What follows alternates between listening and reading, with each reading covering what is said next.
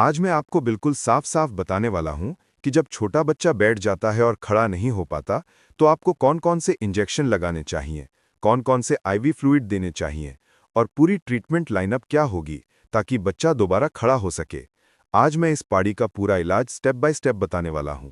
मैंने लगातार 3 दिन ट्रीटमेंट किया, कौन-कौन से इंजेक्शन लगाए, किस दिन क्या कंडीशन रही और कैसे ये मरते-मरते बचा और दोबारा खड़ा हुआ, सब कुछ इस वीडियो में साफ-साफ दिखाऊंगा।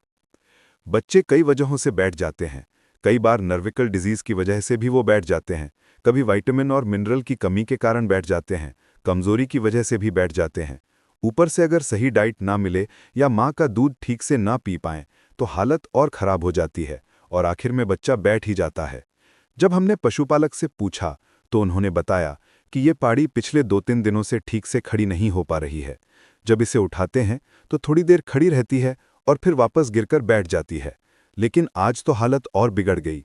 सुबह से पूरी तरह लेटी पड़ी है, न ठीक से बैठ पा रही है, न हिल-डुल रही है और शरीर में किसी तरह की ताकत ही नहीं है। पाड़ी का टेम्परेचर 94 फ़ारेनहाइट है और वो सुबह से पूरी तरह लेटी हुई है। कमजोरी इतनी ज्यादा है कि उठने की कोशिश भी नहीं कर पा रही। अब सवाल ये है कि ऐसी हालत में कौन सा इलाज किया जाए ताकि पाड़ी दोबारा खड़ी हो जाए।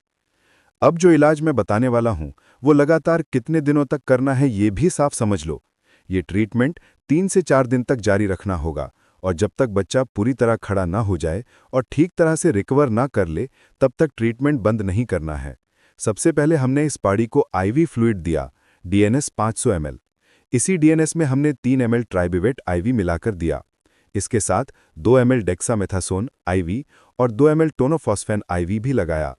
क्योंकि टेम्परेचर बहुत ज़्यादा कम था, इसीलिए 20 ml सीबीजी यानी कैल्शियम बोरोग्लूकोनेट आईवी दिया गया। यही पहले दिन का पूरा ट्रीटमेंट था।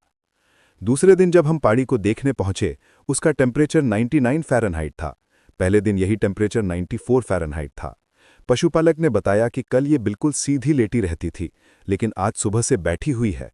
खड़ा करने की कोशिश की तो थोड़ी देर के लिए खड़ी रही, लेकिन कमजोरी साफ दिख रही थी। खाना भी ठीक से नहीं खाया, बस थोड़ा बहुत ही खाया। आज हमने पाड़ी को 500 ml डीएनएस आईवी दिया, जिसमें 3 ml ट्राइबिवेट आईवी मिलाकर दिया। इसके साथ 2 ml टोनोफॉस्फेन आईवी लगाया। तापमान ज़्यादा कम न होने की वजह से आज 10 ml सीबीजी यानी कैल्शियम बोरोग्लूकोनेट आईवी दिया गया। यही दूसरे दिन का पूरा ट्रीटमेंट था। तीसरे दिन जब हम पाड़ी को देखने पहुंचे, उसका टेम्परेचर 101 फ़ारेनहाइट था। पहले दिन 94 फ़ारेनहाइट और दूसरे दिन 99 फ़ारेनहाइट था।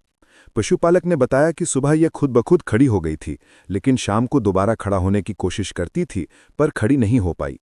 खाने की हालत भी पहले से बेहतर थी, थोड़ा बहुत खाना शुरू कर दिया था। आज हमने पाड़ी को सीबीजी और डेक्सामेथासोन नहीं दिया, क्योंकि तापमान पूरी तरह नॉर्मल हो चुका था। सीबीजी की ज़रूरत नहीं थी और डेक्सामेथासोन दोबारा देने पर ओवरडोज का रिस्क बढ़ता है। आज का ट्रीटमेंट सिर्फ 500 ml डीएनएस आईवी दिया, जिसमें 3 ml ट्राइबिवेट आईवी मिलाकर दिया गया और इसके साथ 2 ml टोनोफॉस्फेन आईवी लगाया गया। यही तीसरे दिन का पूरा ट्रीटमेंट था। अगर आपको ये वीडियो उपयोगी लगा हो तो इसे लाइक करें, शेयर करें और चैनल को सब्सक्राइब जरूर करें। मिलते हैं अगले वीडियो में। धन्यवाद।